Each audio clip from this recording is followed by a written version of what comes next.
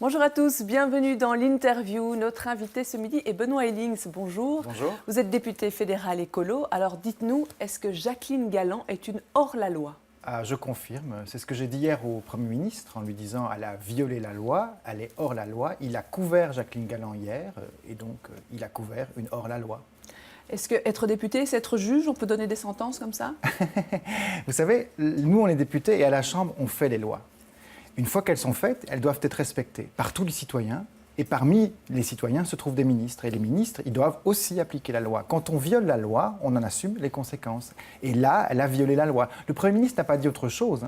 Oui. Il a dit elle aurait dû consulter 4 avocats ou 3 bureaux d'avocats avant de confier cette mission à ce cabinet d'avocats pour lequel elle va payer, l'État belge va payer 400 000 €. Il va payer 385 € de l'heure, soit 2 fois le prix normalement pratiqué. C'est anormal. Ce n'est pas non seulement une erreur, c'est une erreur, ce n'est pas simplement une maladresse. Oui, lui, il dit qu'elle a été imprudente, qu'elle a agi de bonne foi et qu'elle aurait dû consulter plusieurs cabinets. Mais finalement, il minimise quand même.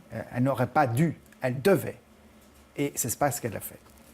Alors quand le Premier ministre dit qu'il y a des règles peut-être qu'il va falloir éclaircir sur justement la consultation pour les marchés publics, les choses ne sont pas claires pour l'instant? Mais les choses sont très très claires. Quand vous parlez de montants aussi phénoménaux, quand vous dépassez 31 000 €, et c'est ce que l'administration, le SPF Mobilité a écrit à Jacqueline Galland, quand vous dépassez cette somme, vous devez consulter plusieurs entreprises concurrentes, donc plusieurs cabinet d'avocats concurrents, ce qu'elle n'a pas fait. Alors, vous, comme d'autres personnes qui sont intervenues à la tribune, vous avez demandé au gouvernement s'il lui gardait sa confiance, mais personne n'a réclamé texto sa démission. Vous savez, assumer politiquement, c'est très important. Et donc, nous, on a demandé si le Premier ministre assumait et couvrait sa ministre. Il a répondu oui, d'une façon assez molle. Il ne l'a pas totalement soutenu, mais enfin, il a dit oui, elle garde ma confiance, malgré tout, malgré ses atermoiements. Et nous lui avions répondu, vous couvrez une hors-la-loi. Donc pour nous, c'est clair, on demande sa démission. Vous voulez sa démission? Vous la réclamerez encore dans les prochains jours? Bien, on va entendre le patron du SPF Mobilité la semaine dans 10 jours et on verra ce qu'il nous dit. On va lui poser toutes les questions qu'il s'agit de poser par rapport à ses contrats. Et en fonction de ça, on verra ce qu'il en est réellement et on demandera la démission si il s'avère que bel et bien, elle a enfreint la loi, ce qui semble être le cas. On sait qu'il y a beaucoup de tensions entre la ministre et son administration, et donc avec le représentant du SPF. Vous en attendez quoi exactement? Mais vous savez, l'administration, elle est censée appliquer les règles que la ministre décide. Et ici, on parle d'un dossier très important pour les Bruxellois. C'est le survol d'1 million de personnes.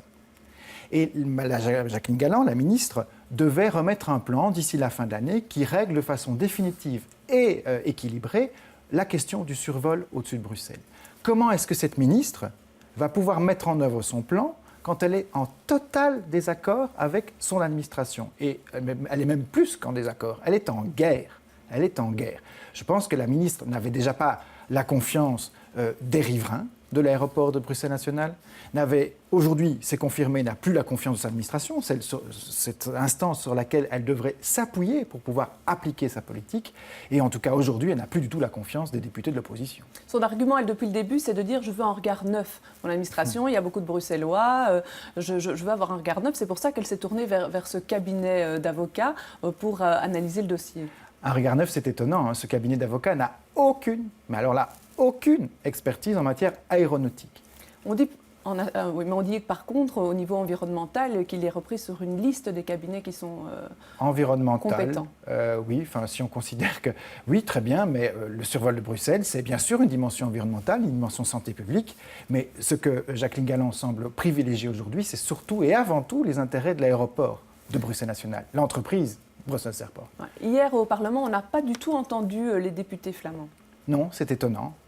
Je ne comprends pas pourquoi. Pourtant, même pas ceux de l'opposition, même pas le SPF. Non, c'est étonnant parce que sur les questions de gouvernance, généralement, ils sont à cheval. Je suis très étonné que la NVA, qui est si à cheval sur les questions de gouvernance dès qu'il s'agit des francophones, ne soit pas montée à la tribune et ici aussi couvre la ministre Galland, qui, je le répète, a commis un acte illégal. Alors un autre gros dossier cette semaine, c'est celui du climat. On doit préparer le sommet de Paris. Il y a un accord qui était en gestation, qui a été négocié la semaine dernière. On a eu des échos comme quoi c'était bouclé le week-end dernier. Puis finalement, on apprend qu'il n'y a pas d'accord, que c'était un projet d'accord, nous disait le Premier ministre. Donc c'est vrai, le week-end dernier, on disait il y a accord, tout le monde se réjouissait. D'ailleurs, même les écologistes s'en sont réjouis. Ce n'est pas un accord parfait, mais au moins il y avait des avancées. Et la Belgique avançait unie avec un objectif. Certes, très en deçà de ce que nous voudrions, mais avoir un objectif, c'est déjà bien. Parce que vous étiez critique quand même. Critique, mais on s'est quand même réjoui de cet accord, plus ou moins. Et ici, on apprend hier, dans la bouche du Premier ministre, que ce n'est pas un accord, c'est un pré-accord. Donc, c'est catastrophique. On se rend compte qu'aujourd'hui, l'enjeu climatique est un des rares enjeux qui peut rassembler tous les pays de cette planète autour d'un objectif, un vrai objectif. Et le monde, la Belgique, mais le monde a besoin d'un objectif. L'objectif climatique, c'est réduire les émissions de CO2, mais aussi créer toutes ces kyrielles d'emplois, ce dont notre pays a besoin, ce dont notre région a besoin, pour faire en sorte d'atteindre cet objectif de réduction des gaz à effet de serre. Toutes ces économies d'énergie qu'on peut faire, toutes ces énergies renouvelables qu'on peut créer, c'est aussi un objectif environnemental, mais c'est aussi un objectif économique, et c'est cet objectif-là que nous poursuivons, nous les écologistes. Mais ils vont sans doute renégocier. Oui, mais vous savez, on est habitué, nous, au niveau fédéral, avec la NVA.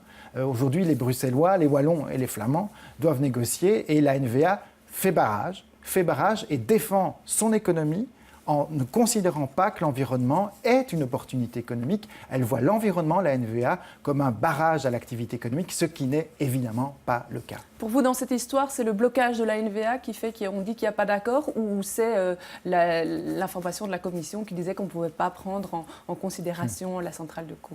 Non, c'est clairement la NVA. Quand vous voyez le niet de Bart de Wever lit l'accord qui est intervenu le week-end, il considère que ça ne lui convient pas pour telle et telle entreprise, parce que je pense que la NVA écoute très fort le son et le chant des sirènes des entreprises flamandes qui ne sont pas écologiques. Il y a beaucoup d'entreprises flamandes. Regardez un peu la carte des pollutions qui est sortie sur Internet ces derniers temps. La Flandre émet énormément de particules fines, émet énormément de particules polluantes, émet énormément de CO2. Et aujourd'hui, la Flandre considère qu'une économie basée sur les énergies renouvelables ne lui serait pas favorable, et elle a tort, parce qu'il y a des moyens de créer une économie avec une émission basse en carbone. Alors, autre dossier, celui des réfugiés. On a appris aujourd'hui que l'Office des étrangers, finalement, n'accueille plus que 150 personnes. On se souvient, il y avait un plafond à 250. C'est passé à 150 personnes pour des raisons sanitaires. Les salles d'attente seraient trop petites et l'air vicié. Vous savez, il y a un mois de ça, des citoyens se mobilisaient pour pallier aux carences de l'État fédéral. Qu'est-ce qui se passait? L'État fédéral refusait d'organiser un pré-accueil et des citoyens se sont mobilisés, c'était magnifique. Beaucoup de citoyens bruxellois se sont mobilisés pour offrir le minimum à ces personnes qui fuyaient la guerre. Et c'est ce qui est arrivé au parc Maximilien, ce camp de fortune organisé pour les accueillir. Depuis, on a installé des locaux au ETC, les choses ont été prises en main. Mais il a fallu que les citoyens soient là pour faire exercer la pression sur le gouvernement fédéral, en particulier Theo Franken. Mais maintenant, un pré-accueil est en place. Voilà. On baisse à 150 personnes par jour, c'est un problème? Pourquoi est-ce qu'il a fallu organiser ces tentes et ces campements au parc Maximilien? C'est parce qu'il y avait cette règle absurde et idéologique des 250 maximum accueillis par jour à l'Office des étrangers. Nous, on nous disait que c'est parce que le personnel était insuffisant pour accueillir plus. C'était pas vrai. D'ailleurs, c'est ce que le Premier ministre m'a dit à la Chambre. Et 3 jours plus tard, à l'époque, 3 jours plus tard, Theo Franken disait non, si je fixe à 250, c'est simplement pour éviter l'appel d'air. C'était donc une vraie barrière idéologique qui n'était pas guidée par des questions logistiques ou administratives. Aujourd'hui, en abaissant le seuil à 150, c'est exactement le même objectif idéologique qu'il essaye d'atteindre, c'est d'essayer de dire aux réfugiés, ne venez pas chez nous, il n'y a pas de place. Quand la mesure a été prise, on nous disait qu'on était à une centaine de personnes par jour. Oui, mais aujourd'hui, donc bien en deçà aujourd'hui on fixe à 150. Le problème, c'est que, vous savez, la Russie, en ce moment, bombarde des villes comme Homs.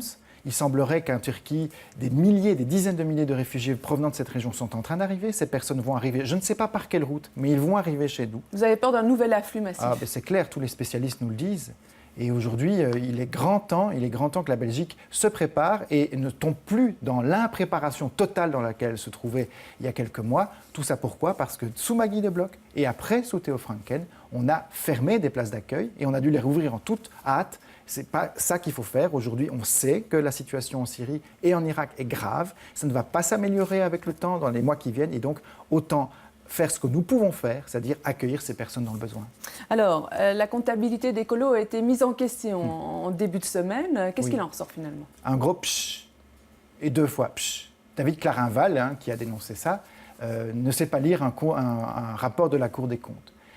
Il estimait qu'on avait maquillé nos comptes. Zakia Katabi, Patrick Duprier, nos coprésidents, ont organisé une conférence de presse, ont ouvert les comptes des colos, les ont mis à disposition, ils sont en ligne, vos téléspectateurs peuvent aller les lire s'ils le souhaitent. Il n'y a pas de maquillage du tout. Nous avons Est-ce que ça veut dire que le système de la commission parlementaire qui contrôle les finances des partis pose problème? Évidemment, c'est les contrôlés qui contrôlent.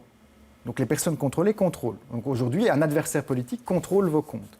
Il serait mieux, il serait plus intéressant, il serait plus efficace pour notre démocratie que des instances indépendantes. Il en existe, la Cour des comptes en est une importante, puisse seulement contrôler les comptes et dire ce qui ne va pas. Ce qui s'est passé dans l'histoire des comptes d'écolo et ce sur quoi David Clarinval a sauté, mais de façon abjecte, c'est de dire il y a une remarque par rapport à l'endroit où vous placez les montants qui vont servir à payer les préavis des personnes que malheureusement nous avons dû virer avec notre défaite électorale. Là-dessus, il y avait une réserve du réviseur, c'est ça. Mais on s'en est expliqué. Voilà. Très bien, mais je vous remercie d'être venu sur ce plateau, je vous remercie de nous avoir suivis. Demain, dans Les Experts, eh bien, il y aura 2 invités, ce sera Marion Lemaire et Benoît Serex. Belle fin de journée à tous.